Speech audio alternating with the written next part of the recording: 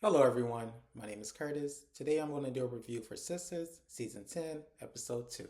This episode revolved around the following storylines. So we saw that both Maurice and Rich are struggling in the process. What happened to Sabrina? Rich actually saw Sabrina in the hospital room. He was on the brink of tears. We saw Maurice, he called Pam to let her know what happened, and he was on the brink of tears as well. So that is something that I do look forward to see, how that does play out when it comes to Sabrina, when it comes to Rich, and when it comes to Maurice. After this, we saw that Tony, he's still struggling to forgive Danny because, of course, he did walk in on Danny after her and Officer Green had sex. He was in her apartment. They got into a fight, so he is still struggling with that. But you can tell deep down inside that he really loves Danny, but it's so fresh and so new that he can't forgive her right now. And then when it came to Dr. Vaughn, he was trying to get back on Andy's good side, but she was not having it. So it doesn't look like that's going to go too well. But something tells me that by the time we get to the end of the season, they're probably going to be back together. And then speaking of Andy, she is struggling to coexist with her sister Cheyenne. And speaking of Cheyenne, she is super reckless. She met this random guy. They did drugs. They went to this party. This guy almost took advantage of Cheyenne. This lady pulled the guy off, but then she started low key taking advantage of Cheyenne. So Cheyenne is definitely going to be a problem. My overall thoughts on this episode was that it was okay. What I can say about this season so far is that I can pretty much tell how a lot of the storylines are going to play out because I've seen a lot of shows similar to this. I'm pretty sure you all have seen a lot of shows. So you could pretty much tell how the storylines are going to play out. So when it comes to the season so far, I will say that I'm not really into it like that. Like, I'm not really connecting to it.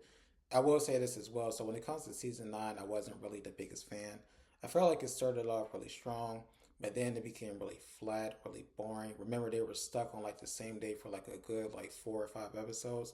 So the middle portion was really bad, but I felt like it ended pretty good. So I was like, you know what, I'll review season 10. But so far, I'm not really sure about it, but I do hope that it does get better. And I do want to say this really quickly. So, my dislike for this season so far, it doesn't have anything to do with Karen not being on the show, nor does it have anything with Sabrina not like having any screen time. It's just one of those things where I can just see the direction of the show. I can see like where it's going. It's been done so many times that I can just tell like the direction that it's going. And so I hope that Tyler Perry is able to kind of add a little bit of spice to it. But based off of like other shows that he has, it's probably going to go in the same direction. But we'll see. All right, so now that I've given an overview of the episode, given my thoughts and opinions on the episode, and also about the season so far, I am going to get into the full review and we're going to go scene by scene. So the episode begins where the last one ended. If you all remember, they were announcing over the PA system that it is a cold blue in ICU. And so, of course, when it comes to the group, they are scared, they are nervous because they believe that it's about Sabrina. But Zach, he's able to get himself together, and then he asks Dr. Vaughn, like, does this mean that this is specifically for Sabrina? He was like, no, it does not mean that it is specifically for Sabrina. There are a lot of people in ICU, so it could be for anybody. So everybody just needs to relax and calm down.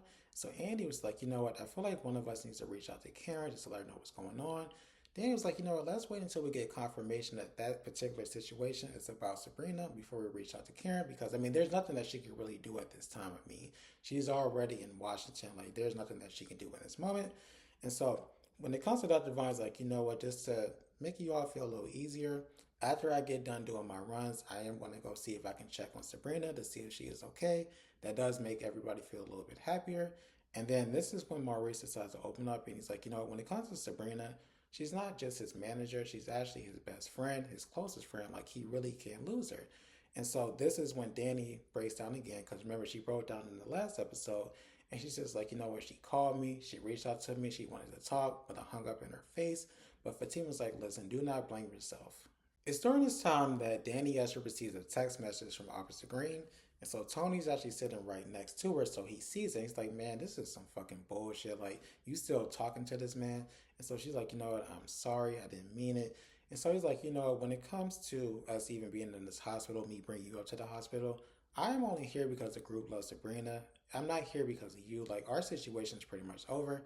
And so Zach, he actually gets a little attitude, like, come on, bro, don't be doing that right now. Like, he's kind of like getting upset with Tony. And so Tony actually stands up. He's like, wait a minute, you standing up? And so it looks like he's going to walk up on him. But Fatima's like, Zach, just chill out, relax. And to me, I understand that Zach, you know, when it comes to Danny, that's his homegirl, that's his friend. You know, he wants to protect her or whatever. But I feel like Tony has a good reason to be upset at Danny. not only, about the whole thing about her having sex with Officer Green, but also about the fact that he got into a fight with Officer Green because of the things that Officer Green was saying to him. Remember, Officer Green was telling his business to him during that argument before they got into a fight. So I feel like he has a right to be upset, Zach. And so after Fatima kind of holds him back, or not really hold him back, but just like, just relax, chill, just remember while we're here, Andy decides to step up and she decides that she wants to kind of check him and put him in his place. And she tells him that he's being an asshole and that he needs to be there for Danny in this moment. And I'm just like, he doesn't have to be there for Danny in this moment. Like at this point, they're technically broke up. He doesn't really owe her shit, to be honest. So this whole thing where you standing up and looking at him kind of sideways and trying to tell him what it is, like, Andy, shut up. Like for real, just shut up. And then even with Danny, she's like, you know what, I appreciate you, sticking up for me, but just sit this one out, Andy. And I agree. As they are having this conversation in which Andy is trying to check him per se, Dr. Samuels, who appeared in the previous episode, he does walk up to the group and he lets them know that Sabrina actually listed Danny as her next of kin. And so everybody, including Danny, is shocked or surprised, but he says, you know what, Danny, with your permission, I would like to share her condition to the group. So she's like, of course, share the information. So he says that she has a fractured femur, fractured rib, internal bleeding, brain swelling, that she's in a coma, but she does have some brain activity, but she did have to be revived multiple times. And so when it comes to the brain damage, the brain swelling, they're not really sure if it's going to be long term or not. But he does say that she is definitely a fighter, like she is definitely fighting for her life. And then he asks her, does she have any other family that they can contact? And she's like, not really. Like, we are honestly her family. So any communication can come through us. So it's like, okay, cool. And he says, if something does change with her condition, I will definitely give you a call in regards to Danny. And so as Dr. Samuels is walking away, he actually bumps into Dr. Vaughn. And Dr. Vaughn asks him, how is Sabrina doing? And he's like, I'm going to be honest with you. She's not doing well. Later on that day, you can tell that everybody is emotionally exhausted. So Maurice is like, you know what? I feel like we all just need to go home, go to sleep, get some rest. But Rich was like, you know what? I feel like I want to stay a little bit longer because I want to see her. But Tony was like, they're not going to allow you to see Sabrina based on her condition and also based on visitation hours. And even Dr. Vaughn chimes in, he's like, when it comes to the ICU, they are very strict when it comes to visitation. So you are not going to be able to go into the room. But he's like, you know what? I do want to stay. And so Zach and Fatima, they were saying, well, we are going to leave. But if anything does change, please give us a call. Let us know. So, of course, they're like, you know what? That's fine. And then when it comes to Tony and Danny, Tony was like, are you ready to go? Because we did ride together. So they do end up leaving. And then when it comes to Rich, he does kind of glance over. He sees Dr. Vaughn. Dr. Vaughn is just kind of like, can you step away for a second so I can have a conversation with Andy? So he says, you know what, I'm going to get some coffee. And so he ends up walking away so that way the two of them can have a conversation. Dr. Vaughn walks over to Andy. He's trying to have a conversation with her, but she's not having it. And so when it comes to Dr. Vaughn, I know that he is like super confused because remember, when she first came into the hospital and she saw Dr. Vaughn, she rushed over to him, gave him a hug, put her head in his chest and started crying. And now she has an attitude and she's mad. So I know he's probably like, this lady is all over the place. But what she tells him is that she feels like he is a liar. And he's just like, did you actually catch me in a lie though? And she's like, okay, well, you may not have lied per se, but you definitely omitted some information. You didn't tell me that you were in cahoots with Dr. Cruz. And he's just like, what happens to being considered innocent until proven guilty? She's like, listen, I'm not trying to hear that shit. You knew what was going on with Dr. Cruz. You were working with him. You were in cahoots. You covered up for him. I don't want anything to do with you. Matter of fact, I'm about to go. And he's like, can you please just say so we can talk about it? She was like, no, I'm out. And so as she is walking out, Rich actually walks back. He's like, wait, are you leaving? She was like, yeah, it's getting a little crowded in here. And then she leaves. And I am going to skip ahead really quickly. So I mentioned this in my overview a little bit earlier, but this is around the time when Rich actually does walk through the hospital and he does look through one of the doors and he is able to see Sabrina. She's in the hospital room and this is where it looks like he's getting ready to cry. And I know he was devastated. All right, so let's go back a little bit, okay? So in regards to Danny and Tony, Tony does walk Danny up to her door. And so Danny's like, hey, do you want to come inside? He was like, no, I just wanted to make sure that you got in there safe. And so Danny, she is trying to apologize, trying to explain, but Tony, he can't really forgive her right now. Like I said a little bit earlier, it's still fresh, it's still new. He got into a fight with this guy. Like, he can't really forgive her right now. You can tell that he loves her. He wants to be with her, and he's probably going to forgive her. But he can't forgive her right now. And so she is still trying to explain herself, trying to apologize. And y'all, when Tony just walked past her, grabbed his bag off of the couch, put it around and said, "Hey, I actually forgot my bag. I'm getting ready to go. I'm getting ready to head out." I felt so bad for Danny in that moment. I was like, "Ooh," I was crushed for her. I know she was probably like, "Damn, like I really fucked up. Like, is this really over?" Like, when he just grabbed that bag and then just walked out and was like, "Bye. Make sure you lock the door so nobody comes in." I was like, "Ooh, that was rough, y'all." After this, we see Andy. She arrives home. She has a conversation with her mom in which she explains what happened to Sabrina. She lets her know that she got into a terrible car accident, that she's in the hospital, that she's in a coma, that this is broke, that's broke, and that it doesn't appear that she's going to make it. So she's scared because she already lost Karen. She doesn't want to lose Sabrina as well. Her mom was like, "Well, these are two different situations. Karen just went to Washington. Sabrina, she's on the verge of potentially dying. Like, these are two different situations." And then she also says, when it comes to Karen, it's great that she decided to follow her instincts and she went to Washington. Like, her happiness is more important than being around the sister circle. So, if being happy means leaving Atlanta, then that's what she needed to do. And since they were on the topic of Karen, her mom was like, "You know what? I always felt like you were jealous and envious of Karen." And so Andy was like, "What the fuck?" And she was like, Karen, she has a man, she has kids. So Andy was like, "Oh my God, are we having this conversation again about a man and having kids? Listen to me. If I want to have kids, I will have kids. If I want to have a man, I will have a man. Like, I'm not trying to have this conversation with you every single time." And so her mom was like, "You know what? Let's just relax. Let's calm down. Maybe we can go to the church and we can pray for Sabrina." And so Andy was like, "You know what? What I want to do, I just want to have some wine." So she actually goes into her kitchen, opens her refrigerator, and she notices that her wine is not there. So she's like, "Where's my wine?" Her mom's like, "Well, I don't know what you're looking at me for. I didn't drink it." She was like, "I had some wine right here for moments just like this." And so she looks in her trash can and she notices that her wine is gone. And so when I say that the wine is gone, I mean that when she looked into the trash can, she saw the bottle of wine. She picked it up. It was empty. And so she looked over at her mom like, "What is this?" Her mom, once again, was like, "Why do you keep looking at me when it comes to this wine? I did not drink it." And so she calls out to Cheyenne. Cheyenne is not answering. So then she screams at the top of her lungs, "Cheyenne." I wish I could do an impression, but unfortunately, there are people sleeping inside of my house, so I can't really scream. But she screamed to the top of her lungs. And then Cheyenne, she actually ran away in fear. There was a quick scene after this in which Rich and Tony they had a conversation. Rich was letting Tony know that he actually saw Sabrina through the door and that she's in terrible condition. And then when it comes to Tony, he was letting him know that him and Danny they're going through this weird time right now. Like he doesn't know if he can forgive her. Like the fact that she actually cheated on him is something that he doesn't know if he can forgive. And so Rich is letting him know like you need to forgive her. Like life is too short. I mean, look what's going on with Sabrina. And so Rich, he was like on the verge of trying to compare his situation with, Penelope and Sabrina to the situation that's going on with Tony, Officer Green, and Danny. But Tony's like, you can't really compare the two because when it comes to you, Sabrina, Penelope, you two were actually broken up. When it comes to me and Danny, we were not officially broken up. Yes, she kicked me out of the apartment, but we were not officially broken up. So technically speaking, she cheated on me. Rich was like, "But I mean, we were only broken up for one day and I did all of that." But Tony was like, "Look, I'm not really trying to hear that. Our situations are different. You two were broken up. We were still together. So therefore, I can't really forgive her right now. Plus, she didn't even fuck with my kids. So at this point, I'm not really sure if I can forgive her right now."